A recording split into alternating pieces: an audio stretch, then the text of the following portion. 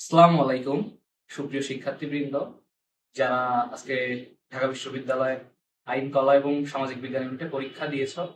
আহ, তাদের মধ্যে সবার পরীক্ষা আশানুরূপ হয়নি।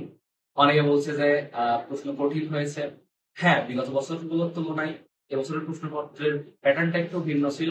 তো এক্ষেত্রে অনেকের পরীক্ষা আশানুরূপ হয়েছে, আবার অনেকের হয়নি। তবে অন্যবারের তুলনায় একটাই পার্থক্য এবার যে অন্যবার ভালো হওয়ার রেশিওটা বেশি থাকে, এবং এইবার হচ্ছে একটু প্রশ্ন প্যাটার্ন যেহেতু ভিন্ন ছিল, সেই জন্য ভালো হওয়ার রেশিওটা একটু কম। তো কিছুদিন পরেই তোমাদের জাহাঙ্গীরনগর ইউনিভার্সিটিতে পরীক্ষা শুরু হতে যাচ্ছে। তো জাহাঙ্গীরনগর ইউনিভার্সিটি যে কোয়েশ্চেন প্যাটার্ন, এটার সাথে ঢাবির কোয়েশ্চেন প্যাটার্নের সম্পর্ক কি, বা এই শেষ মুহূর্তে তোমাদের আসলে কিভাবে প্রিপারেশন নেওয়া উচিত, এ বিষয়ে বিস্তারিত গাইডলাইন মূলক ভিডিও আমি সাথে আছি শহীদুর রহমান শান্ত। আমি 2024-25 সেশনে জাহাঙ্গীরনগর বিশ্ববিদ্যালয়ের ভর্তি পরীক্ষায় সি ইউনিটে 10তম স্থান অর্জন করেছিলাম এবং আইন পেয়েছিলাম। এবং আমার সাথে আছে আমি মোহাম্মদ রিয়াদ কাজী।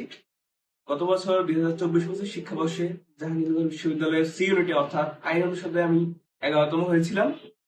এখন যেহেতু তোমাদের ঢাবির পরীক্ষা শেষ এবং ঢাবির কোর্সের প্যাটার্ন বিগত বছরের তুলনায় একটু কঠিনই বলা যায়, এবং অনেকে আশাহত হয়ে গেছে যে অনেকে স্বপ্ন যে ঢাবি তো একবারই, এখন তো আমাদের হলো না, এখন আমাদের করণীয় কি? কিন্তু জীবন তো শুধু একটি ইউনিভার্সিটির মধ্যে সীমাবদ্ধ নয়, আমাদেরকে একবার না পারলে দেখো শতবার।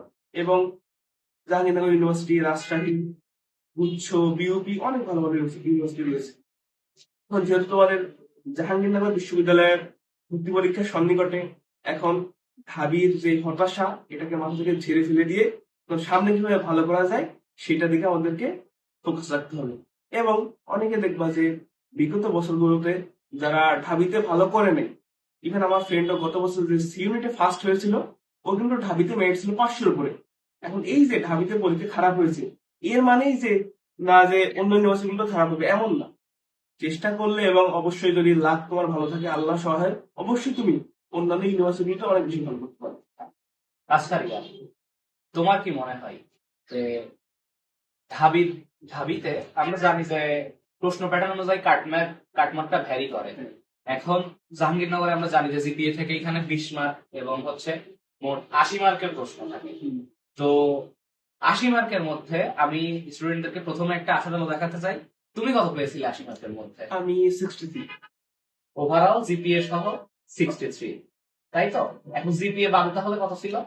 44, 43। 43, 44। আচ্ছা, তাহলে আমরা এখানে কি দেখতে পাচ্ছি যে সে জিপিএ তারাই 80 মার্কের মধ্যে 43, 44 পেয়ে প্রথম মেরিটে সে ল পেয়েছিল। এবং আমি এইখানে যদি আমার ইয়াটাও অ্যাড করি, আমি যে শিফটে পরীক্ষা দিয়েছিলাম, আমি পেয়েছিলাম মাত্র 80-র মধ্যে 48.8।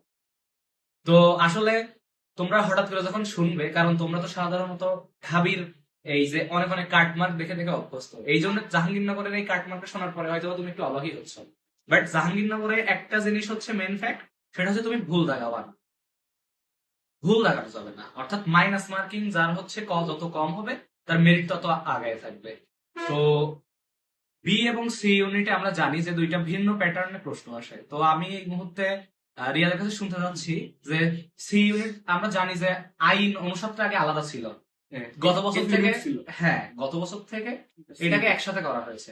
এখন আগের প্রশ্ন প্যাটার্নের সাথে গত বছরের প্রশ্ন প্যাটার্নের কতটা ভিন্নতা তুমি লক্ষ্য করেছো, এবং বাংলা ইংলিশ জিকে যে আমরা গতানুগতিক প্যাটার্ন জানি এটা থেকে কতটা ভিন্ন ছিল, এটা একটু স্টুডেন্টদের উদ্দেশ্যে। অ্যাকচুয়ালি সিউনিটের আগে যেমন ছিল 23-24 সিউনিটের কোশ্চেন প্যাটার্ন থেকে 24-25 একটু চেঞ্জ, যেহেতু এফ ইউনিট অর্থাৎ আইন অনুষদটি ভেঙে সি ইউনিটে সংযুক্ত হয়েছে, যার কারণে এখানে আইকিউ এবং কিছু অল্প কিছু ম্যাথ এবং বেশিরভাগই আইকিউ যুক্ত হয়েছে। এবং বাংলা ইংলিশ জিকে যে কোশ্চেন প্যাটার্ন যতটা ইজি ছিল, এখন কিন্তু একটু ডিফারেন্ট হয়েছে, যেহেতু এখানে একটি ভালো একটি অনুষদ যুক্ত হয়েছে।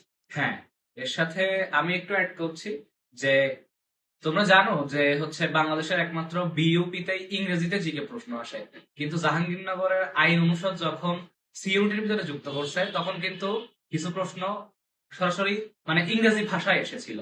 অবশ্যই এই প্রশ্নগুলো খুবই সহজ ছিল, তোমাদের সবই জানা, কিন্তু হচ্ছে কি ইংরেজি হঠাৎ করে যখন ইংরেজি প্রশ্ন কেউ দেখে তো কনফিউজ হয়ে যায়, ওই জন্য আসলে ভুল করার সম্ভাবনাটা একটু বেশি হয় বা সে নার্ভাস হয়ে যায়। তো এই ক্ষেত্রে বলবো তুমি এমন মেন্টাল প্রিপারেশন নিয়ে থাকো, যেহেতু সিউরিটার ভিতরেই আইনের সাথে সংযুক্ত, এই ক্ষেত্রে কিছু প্রশ্ন তোমরা জিকেতে পেতে পারো।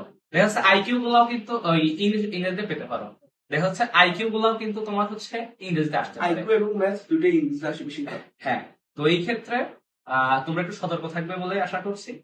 আচ্ছা, আহ, ঢাকা ইউনিভার্সিটির প্রিপারেশনে আমরা জানতাম যে সব গতানুগতিক টপিক আসে, এই টপিক গুলো থেকে বাইরে জাহাঙ্গীরনগর ইউনিভার্সিটিতে বাংলার ক্ষেত্রে কোন টপিকটা তুমি হচ্ছে সবচেয়ে বেশি আগায় রাখবে, এই কয়দিনে পড়ার মধ্যে কমপ্লিট করা যায়? মেইনলি জাহাঙ্গীরনগর প্রিপারেশন নেওয়ার জন্য অনেক বেশি করতে হবে না। আমরা আমাদের যেহেতু ফোকাস ছিল এতদিন Dhaka university, Dhaka university preparation মানে অন্যান্য ইউনিভার্সিটি 99% প্রিপারেশন কমপ্লিট।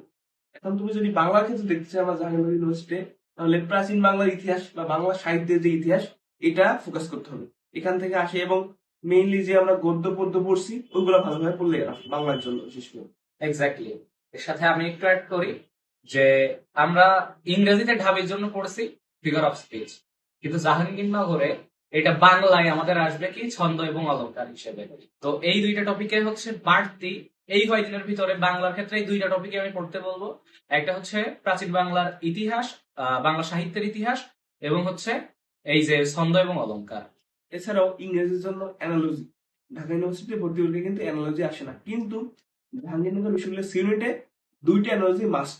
এইটা মনে করো যে আসবে, গতবারও আসছে, তার আগেও আসছে, এবারে দুটো অ্যানালজি আসবে। এছাড়াও রয়েছে কম্প্রিহেনশন, যেটা আমরা জাহাঙ্গীরনগর বিশ্ববিদ্যালয়ের গত বছরের কোশ্চেন প্যাটার্ন দেখেছি যে এগুলা কম্প্রিহেনশন থাকে এবং অপশন গুলো অনেক বড় বড় থাকে, এবং অনেকে ভয়ে কোশ্চেনও পড়ে না, অপশন দেখে না, অনেক ভাবে এত বড় কোশ্চেন কিভাবে অ্যান্সার করবো। কিন্তু এই ভয়কে দূর করার জন্য বেশি বেশি কম্প্রিহেনশন প্র্যাকটিস করতে হবে এবং আইডিয়া নিতে হবে, যাতে এর থেকে আমরা ভালোভাবে উত্তর করতে পারি। আচ্ছা, তো ভিডিও শেষ মুহূর্তে আমি তোমার কাছে একটাই কথা জিজ্ঞাসা করতে চাই এখন, যে ঢাবির প্রিপারেশনে কি জাবি ক্র্যাক করা সম্ভব? এক কথায় উত্তর অবভিয়াসলি সম্ভব। আচ্ছা, তবে এর সাথে তোমাকে আরো কিছু আইকিউ, একটু ম্যাথ, ওই যে যেহেতু আগে বলা হয়েছে বাংলা সাহিত্যের ইতিহাস, একটু অ্যানালজি, একটু সংবিধানকে বিশ্লেষণ করে পড়তে হবে, মেইনলি এইগুলোই। এক্স্যাক্টলি। আর মেইন হচ্ছে আশাবাদ হওয়া যাবে না। তুমি যে আগে বললাম যে আমার এক ফ্রেন্ড ঢাবিতে মেরিট ছিল 500+, বাট জাবিতে হয়েছে ফার্স্ট। এটাই, নতুন পরীক্ষা নতুন সম্ভাবনার দুয়ার উন্মোচন করে। তো এই জন্যই যে একটা পরীক্ষা খারাপ হয়েছে বলে তুমি এটা তোমার নিজের সাথে রিলেট করতে পারবা। তুমি যেখানে কোচিং করছো বা যেখানে পরীক্ষা দিছো ওইখানে কিন্তু তোমার সব পরীক্ষা সমান হয়নি। তো এইটা ছিল তোমার ফার্স্ট স্টেপ। হয়তো তুমি এই ঢাবিতেই ফার্স্ট পরীক্ষা দিছো, এর আগে তুমি এক্সাম হল এক্সপিরিয়েন্স পাও নাই। তো তোমার সামনে কিন্তু একটা সম্ভাবনা আছে জাহাঙ্গীরনগর ইউনিভার্সিটিতে দুইটা ইউনিটে অনেক ভালো করার। আরেকটা জিনিস আমি ছোট করে এখানে অ্যাড করতে চাই, যে জাহাঙ্গীরনগর ইউনিভার্সিটির সি ইউনিট তো শিফট ওয়াইজ পরীক্ষা হয়, ঠিক আছে, এরপরে কিন্তু গ্রুপ ওয়াইজ আলাদা মেরিট হয়। অর্থাৎ তোমার কম্পিটিশন একদম অল্প স্টুডেন্টের সাথে, দেখা যাচ্ছে হয়তো 1500 স্টুডেন্টের সাথে তোমার কম্পিটিশন। এইখান থেকে কিন্তু একটা ভালো পজিশন করা মোটামুটি অন্যান্য ইউনিভার্সিটির তুলনায় সহজ। এবং ঠিক। আরেকটা কথা অ্যাড করতে চাই, জাহাঙ্গীরনগর বিশ্ববিদ্যালয়ে কিন্তু বিউপির মতো কয়েক ধাপে মেরিট দেওয়া হয়, এবং আমরা এই বছর দেখছি, মানে অর্থাৎ 24 বছর দেখেছি যে 3-4 বার মেরিট দেওয়া হয়।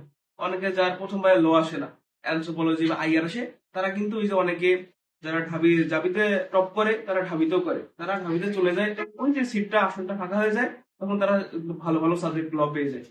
এবং আরেকটা কথা যে তোমাদের যেহেতু সিউনিটে আইকিউ ম্যাথ আছে, আমরা খুব শীঘ্রই তোমাদেরকে আইকিউ ক্লাস নিয়ে তোমাদের সাথে উপস্থিত হবে। হ্যাঁ, তো ক্লাসগুলা পেতে তোমরা ফলো করো কি টু ক্যাম্পাস পেজ।